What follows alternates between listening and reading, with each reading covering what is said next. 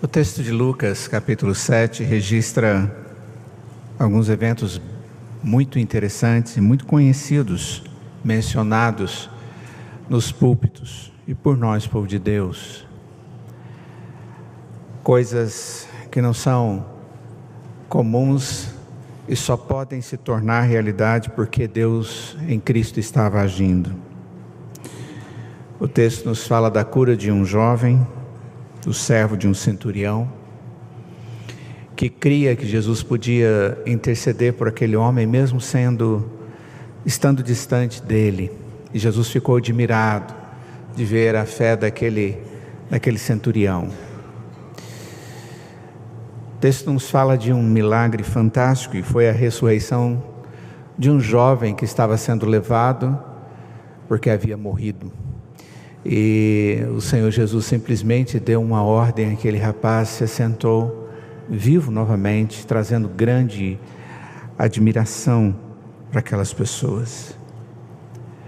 E o texto vem depois, continuando a dar-nos o testemunho de um ministério que era baseado num poder de um Deus, que através disso demonstrava o quanto Ele ama o homem e o quanto Ele resgata o homem, quanto Ele trata o homem em todas as suas necessidades. E no meio desses registros nós encontramos a partir do verso 18, o texto nos falando a respeito de João, e o texto diz assim: todas essas coisas foram referidas a João pelos seus discípulos, ou seja, eles haviam dito a João as coisas que estavam acontecendo, aqueles eventos maravilhosos. E João, chamando 2 deles, enviou-os ao Senhor para perguntar: és tu aquele que estava para vir, ou havemos de esperar outro? Quando os homens chegaram junto dele, disseram: João Batista enviou-nos para te perguntar: és tu aquele que estava para vir, ou esperaremos outro? Naquela mesma hora curou Jesus muitos de moléstias e de flagelos e de espíritos malignos, e deu vista a muitos cegos. Então Jesus lhes respondeu: ide e anunciai a João o que vistes e ouvistes: os cegos veem, os coxos andam, os leprosos são purificados, os surdos ouvem, os mortos são ressuscitados, e aos pobres anuncia-se-lhes o Evangelho. E bem-aventurado é aquele que não achar em mim motivo de tropeço. Oremos. Ó Deus, dê-nos entendimento da Tua graça, do Teu favor por nós, através do Teu Filho, a fim de que possamos ter alegria suficiente em Ti, em meio a todas as adversidades. Agora, Pai, que vamos estudar esse texto, fala ao nosso coração, em especial, ó Pai, trata aqueles corações que estão ansiosos e necessitados da Tua misericórdia, em nome de Jesus, amém. Amados, muitas mesmo são as circunstâncias que geram angústia da dúvida nos nossos corações. E não são poucas as situações que nós vivemos, cada um de nós, que gera desesperança, ausência de confiança plena, que traz para nós alívio. Algumas das vezes nós somos conduzidos de forma tão profunda nas nossas dúvidas, que essas dúvidas promovem um grande peso que nós não damos conta de carregar. Isso não é fruto de ausência de fé, mas é fruto de circunstância dura mesmo, situações adversas. E o que é mais interessante é que nós temos uma variação de suporte muito diferente uns dos outros. Nós suportamos as adversidades de maneiras distintas, quanto à sua intensidade, quanto à área de angústia ou de tristeza ou de situações de dificuldade. E é justamente nessas situações que nós devemos nos lembrar das promessas da providência referidas por Deus a favor dos que creem nele. Mas mesmo crendo no Senhor e alguém chegando diante de nós e falando: olha, lembre-se do Senhor, ainda assim, em alguns momentos, nosso coração ainda fica vacilante. Esse texto nos mostra o Senhor Jesus tratando coisas muito diferentes que estavam acontecendo na vida daquelas pessoas. Muitos daqueles que estavam atrás do Senhor Jesus certamente o faziam por curiosidade, porque tinham o interesse de saber a respeito daquele que estava fazendo coisas diferentes e falando coisas totalmente especiais. Curiosos. Mas certamente havia ali pessoas que ouviram a respeito de certos atos providenciais do Senhor Jesus e de mensagem verdadeira que tocou o coração deles. E agora eles gostariam de sentir, de entender e de desfrutar da bondade de Deus nas suas vidas.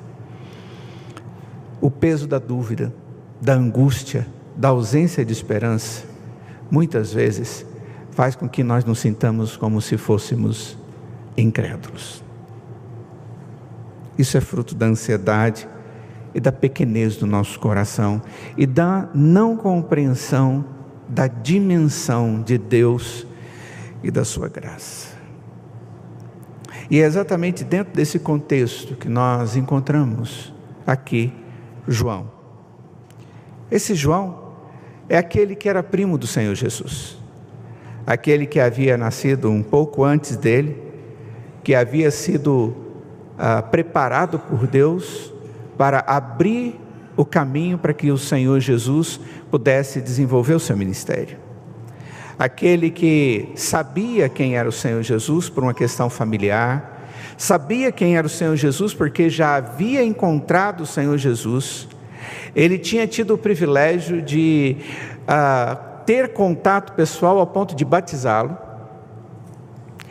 de naquele evento provavelmente ter ouvido aquela voz que saiu dos céus dizendo: esse é o meu filho amado em quem eu tenho o prazer, todo o meu prazer.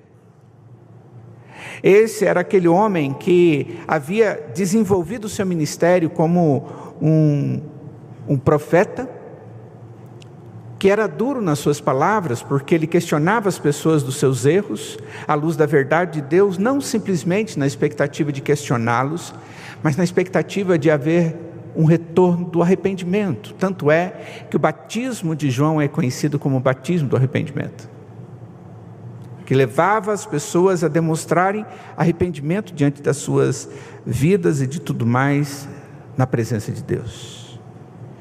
João era um homem destituído de qualquer anseio, porque o que se sabe a respeito dele é que a única vontade que existia no seu coração era fazer a vontade de Deus. Max Lucado, falando a respeito de João, nesse contexto, ele diz que ele era um filho do deserto.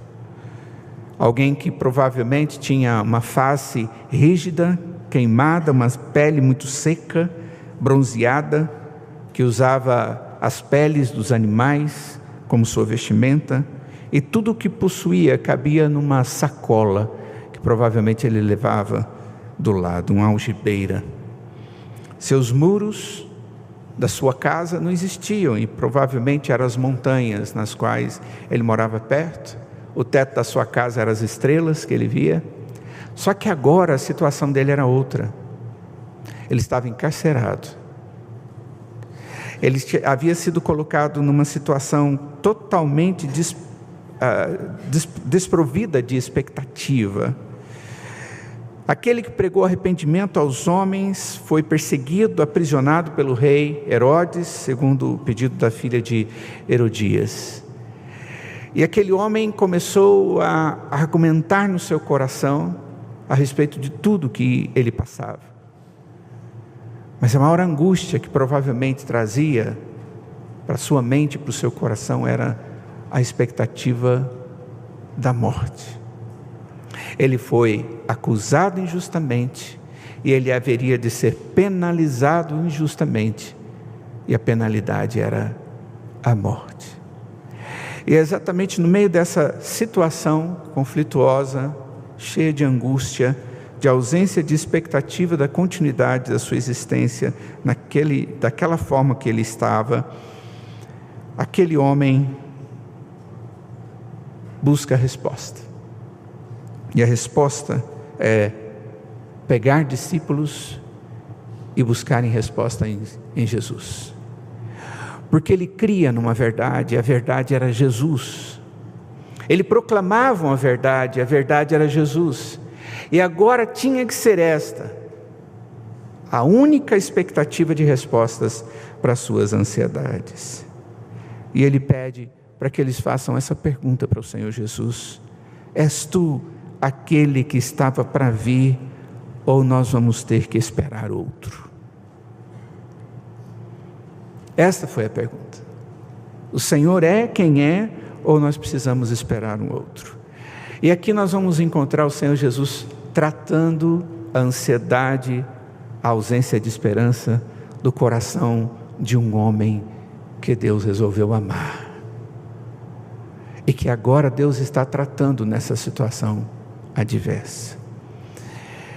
Essa aplicação eu já poderia estar fazendo lá no final da minha mensagem, mas eu queria muito que você pensasse que essa mensagem que o Senhor Jesus trouxe para esse homem angustiado é a mesma mensagem que o Senhor Jesus há de trazer ao seu coração nessa noite. A primeira coisa que o Senhor Jesus mostrou para João através dos seus discípulos é que a sua ansiedade, a sua ausência de esperança, a sua dúvida de alma deve ser aliviada com os atos de Deus. E Deus faz assim, Deus age assim. No verso de número 21, diz o texto que logo depois que os discípulos de João fizeram aquela pergunta para o Senhor Jesus, naquela mesma hora, diz o texto, Jesus fez algo.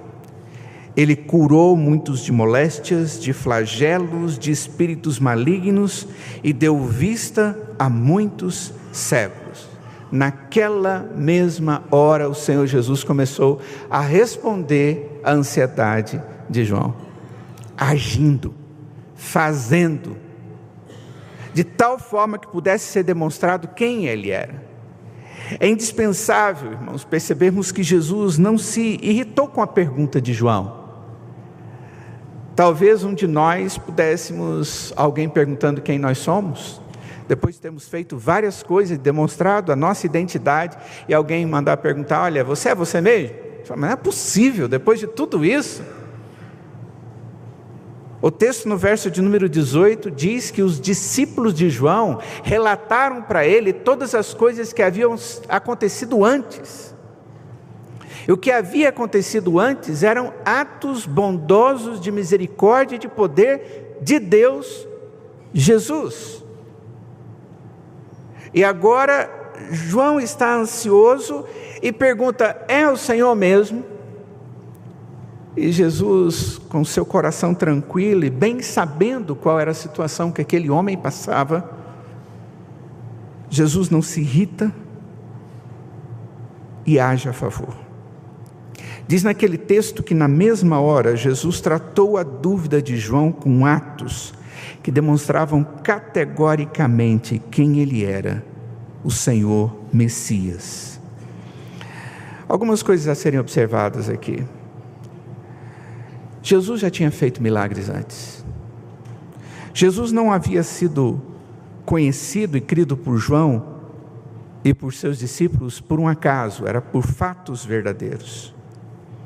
E o que nós podemos concluir, irmãos, é que muitas vezes os nossos olhos, a nossa mente, não conseguem perceber os atos de Deus, ao ponto deles não serem suficientes para nos sustentar no momento da adversidade, através da lembrança dos atos bondosos que Deus já teve a nosso favor durante toda a nossa existência. Nós somos tão dados a nós mesmos, ao pecado do egoísmo, da autoestima, da necessidade de tratarmos a nós mesmos, que nós nos esquecemos de que Deus nos ama mais do que nós mesmos, ao ponto de estar tratando a nossa história, a nossa vida, mesmo antes de nós percebermos que nós somos quem somos. O ato do Senhor Jesus foi levar a João a certeza, através das suas atividades, de que Ele era o mesmo Deus que fez no passado e agora demonstra quem Ele é. Mas a ansiedade, que em alguns momentos é uma profunda doença consequente do nosso pecado, ela é capaz de nos fazer esquecer o que Deus fez por nós. Como isso é duro, mas é verdade. Quantas vezes isso já aconteceu e quantas vezes isso ainda haverá de acontecer. Mas o Senhor Jesus estava tratando a ansiedade de João, abrindo os olhos dele para ele contemplar os seus atos. Olha, eu estou fazendo algo que mostra que eu sou Deus. Infelizmente Deus, ou melhor, felizmente em Deus, em sua misericórdia, continua demonstrando a si mesmo todos os dias, promovendo a sua graça a cada instante. Nós estamos vivendo contextos, uma situação tão adversa no nosso país. Essa semana foi dura, não foi? Foi dura não porque as anteriores foram leves, mas essa semana foi mais dura ainda. Para o brasileiro foi alguma coisa angustiosa, terrível. E nós observando na televisão um ex-presidente da República sendo levado para dar explicações sobre a possível atitude inadequada dele, que demonstrava que ele colocou seus interesses na frente do interesse da nação. Nada é provado ainda, mas só de saber da possibilidade disso, irmãos, já gerou uma ansiedade para nós. Muita gente acredita nele, e eu não posso dizer nada. E eu vi aquelas pessoas que acreditam nele furiosas, dispostas a fazer as coisas mais diferentes e agressivas, e um argumento duro, na expectativa de defender aquele homem, porque eles acreditavam em coisas que ele já havia feito. Historicamente, ele foi um presidente que fez coisas importantes para o nosso país, e não tem como negar isso. Mesmo que tenha caminhos estranhos, certas prioridades diferentes foram feitas. A questão é que as pessoas, por causa da sua memória de coisas que foram boas, elas defenderam aquele que foi o seu líder, e defenderam ao ponto de estarem prontos para a briga. Mas em alguns momentos nós não estamos prontos a brigarmos conosco mesmo, a nos lembrarmos do que Deus já fez por nós, contra as rasteiras da nossa emoção, dos nossos sentimentos e das dificuldades da vida que nós estamos vivendo naquela situação. Em alguns momentos nós defendemos homens, colocando em risco a nós mesmos, mas muitas vezes nós corremos o risco de nos esquecermos de tudo o que Deus já fez, como garantia de que vai continuar fazendo. Essa é uma verdade. Nós temos a tendência de duvidar quando nós não temos o que tanto queremos. Nós agimos como criança. Se você não me deu isso, também não quero mais nada. É mais ou menos assim. Nós precisamos entender que Deus sempre age a nosso favor. Ele sabe mais das nossas necessidades do que nós mesmos. palavras do Senhor Jesus em Mateus capítulo 6, Ele sabe das coisas que vocês necessitam. Ele não deixou de ter poder ou de ser Deus por ter agido de maneira diferente daquela que nós gostaríamos que Ele tivesse agido. Simplesmente, Ele tem o seu propósito antes do nosso. Os atos de Deus sempre são consistentes. Quando Jesus disse aos seus discípulos que haveria de padecer, houve uma reação muito negativa por parte dos seus discípulos. Contudo, isso aconteceria como demonstração da consistente e graciosa atitude de Deus, de morrer na cruz em favor daqueles que Ele escolheu para ser dele. Mesmo que nós não entendamos, ou pudéssemos ter vivido naquele momento e não tivéssemos entendido, foi o ato mais perfeito de amor, jamais ocorrido e que jamais ocorrerá.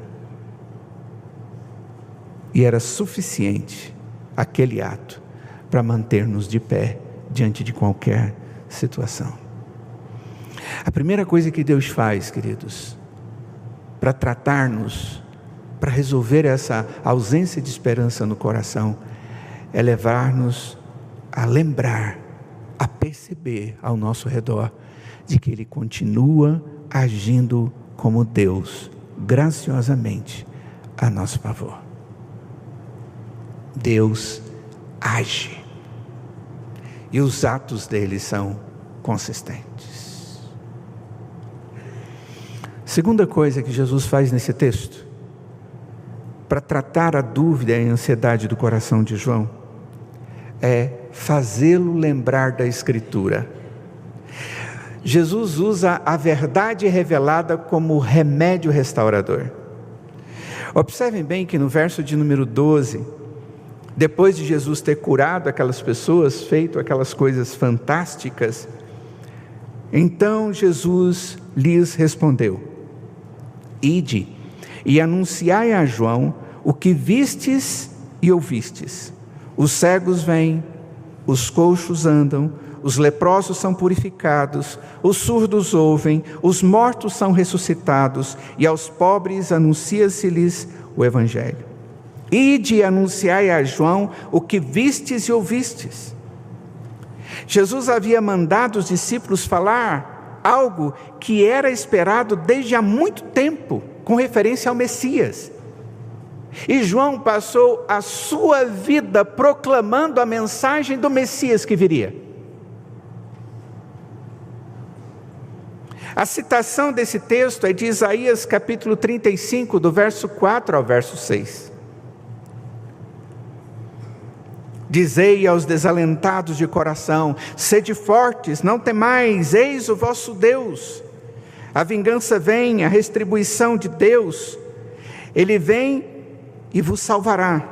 Então se abrirão os olhos dos cegos e se desimpedirão os ouvidos dos surdos, os coxos saltarão como servos, e a língua dos mudos cantará, pois águas arrebentarão no deserto e ribeiros no ermo. O Senhor Jesus estava falando a respeito da promessa que 750 anos antes foi feita através do profeta Isaías, dizendo: olha, esse Deus vai fazer isso na história com o seu Messias. E agora o Senhor Jesus está alentando e trazendo a resposta necessária ao coração de João, dizendo: eis a verdade cumprida. Jesus está acalentando, trazendo tranquilidade ao coração daquele homem através da verdade revelada. Essa palavra aqui, que traz para nós todas as respostas que são necessárias para nos conduzir à salvação e para vivermos como povo salvo cada instante da nossa vida, e inclusive nos momentos da adversidade. Talvez a expressão é principalmente nos momentos da adversidade. Jesus nos trata com a Bíblia, Ele nos trata com a palavra. Hoje os homens andam procurando muitos tratamentos, e muitas são as ofertas de tratamentos das ansiedades do homem ao nosso derredor. Muitas práticas, muitas teorias, muitas intenções, mas o Senhor Jesus usou aquela que é eficaz, porque trata a essência do homem, a palavra de Deus. Quando Deus pega a sua palavra e abre o nosso entendimento, ela se torna límpida, refrescante, acalentadora. Ela arranca fora de mim a dúvida e traz em mim expectativa. Se você está buscando respostas, se você precisa de alento, querido, coloque o seu rosto diante da palavra de Deus e leia. Peça ao Espírito de Deus que ilumine a sua mente para que você entenda as respostas, e Ele vai te dar entendimento da resposta. Se você não consegue entender a Escritura, porque você ainda é muito novo nisso, busque aquele que já estuda a Escritura e tem condição de estudá-la com você. Mas a palavra de Deus, segundo o Senhor Jesus nos mostra aqui, é resposta suficiente às ansiedades do ser humano, da sua ansiedade e da minha, da nossa. E foi assim que o Senhor Jesus fez. As promessas de Deus são instrumentos usados por Ele mesmo para produzir uma verdadeira esperança no meio das dúvidas. Foi assim que Deus agiu com Abraão.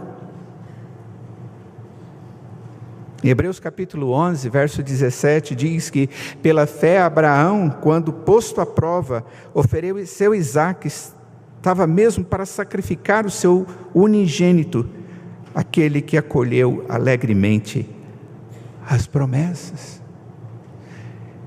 O que conduziu Abraão a levar o filho e quase oferecer o filho? Aqui no texto de Hebreus é dito que foi as promessas. Deus havia dito para ele que ele seria uma grande nação, que ele teria uma grande descendência. Ele tinha só esse filho natural.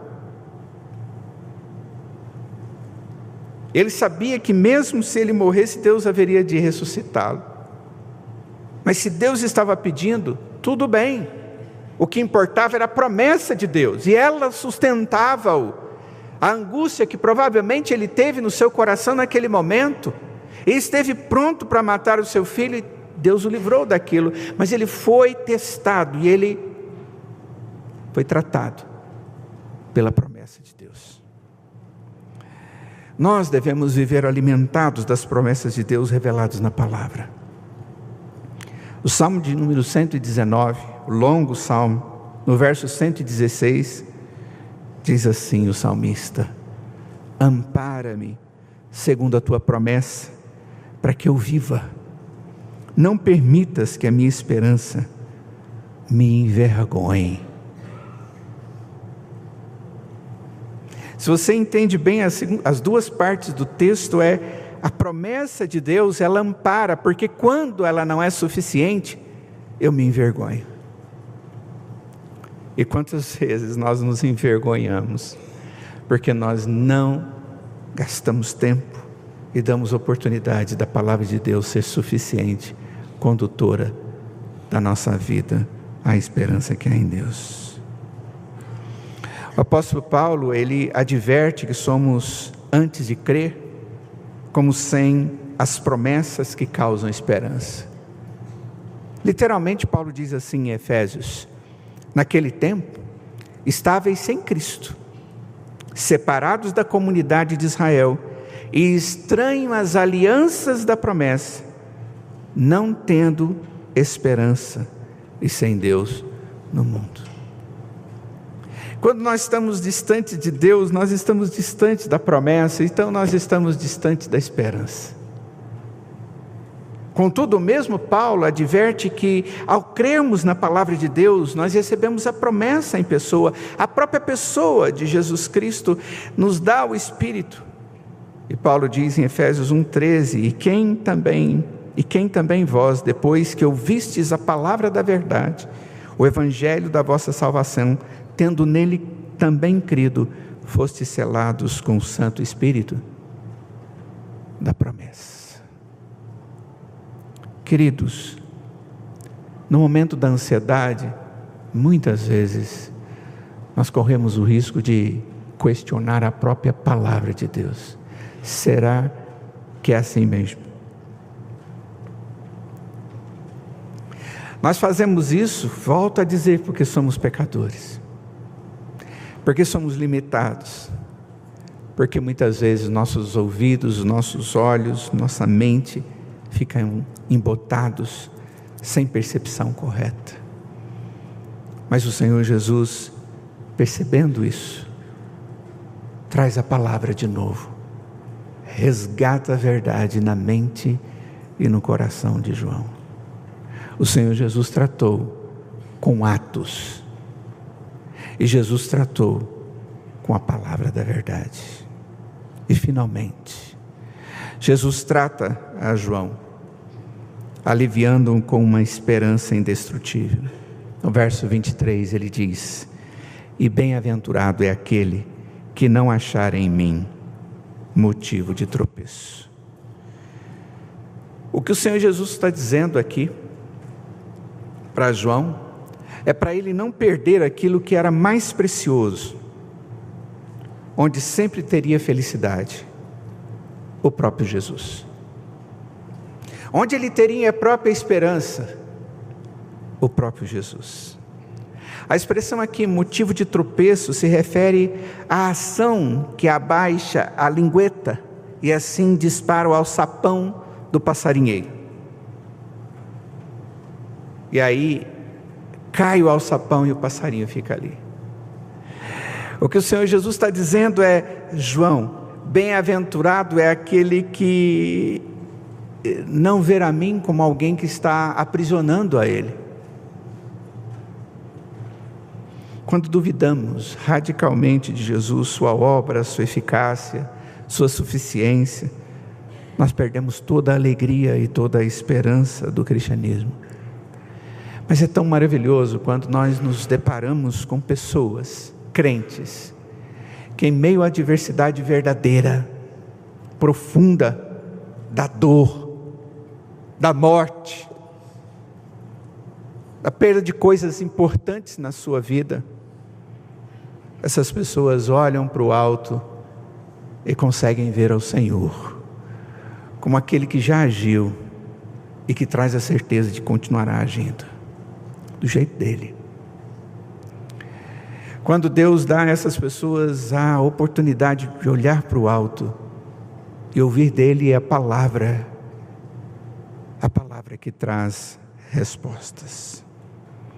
Temos que aprender que Deus cumpre e sempre continuará sendo Deus que cuida de nós. O Salmo de número 40, que muitos abrem a Bíblia e deixam aberta lá na sala da casa deles, diz no verso 17: eu sou pobre e necessitado, porém o Senhor cuida de mim. Tu és o meu amparo, o meu libertador. Não te detenhas, ó Deus meu. É nesse tempo que Deus nos aproxima dele. E talvez seja necessário que nós entendamos isso. E muitas vezes Deus tem colocado adversidades na nossa vida para nos aproximar dele, para nos dar a oportunidade de conhecermos o que realmente tem valor, e que isso provém dele, porque ele é a essência da alegria, da esperança e da nossa própria salvação. Concluindo, irmãos, tão grandes são os mistérios de Deus, maiores que toda a percepção e a imaginação dos homens que somos nós. Não poucas são os fatos da vida que nos conduzem a questionar a verdadeira intenção de Deus ao promover certos eventos em nossa vida. E isso é próprio do homem pecador, que, limitado em sua compreensão, devido à sua origem infinita, devido ao seu pecado, como também da sua herança de Adão, não consegue decifrar a complexidade da infinita sabedoria de Deus, ao decretar e concretizar todos os eventos, inclusive aqueles que ocorrem na nossa vida. Quando nós cremos em Deus, por meio da sua graça, e somente por isso, nós estamos declarando uma completa subordinação a um verdadeiro Senhor, o qual estamos plenamente certos que sabe o que está fazendo ao concretizar os eventos históricos, inclusive os que estão acontecendo na sua história. Os crentes, os servos de Deus, eles desfrutam de uma relação e cuidado especial de Deus, pois Ele mesmo nos inseriu numa comunhão pactual com Ele. Ele nos fez ser dele, Ele resolveu isso. Foi Ele que antes da fundação do mundo nos escolheu para ser dele. Ele mesmo nos inseriu nessa comunhão pactual com Ele. Essa comunhão é fruto do amor de Deus que em Cristo foi demonstrada na obra redentiva e que foi concretizada lá no Calvário, obra essa que não existe nenhuma outra maior, que é perfeita, é excelente, é eficaz e é suficiente para todos nós. E nesse pacto, Deus nos revela uma série de promessas especiais que são essenciais para que possamos viver segundo a sua maravilhosa vontade. A Escritura, essa que nós lemos, é um instrumento onde nós conhecemos a Deus e suas promessas, como também somos orientados para que experimentemos delas como servos autênticos, inclusive nos momentos da adversidade. Deus tenha misericórdia de nós. Eis que estou contigo e te guardarei por onde quer que fores, porque te não desampararei até cumprir eu aquilo que eu hei referido. Essas são as palavras do Senhor. Sabe que dia que Deus vai te abandonar? Nunca. Sabe que dia que Deus te deixou sozinho? Nunca. Porque esse Deus que resolveu amar, Ele resolveu amar-nos eternamente.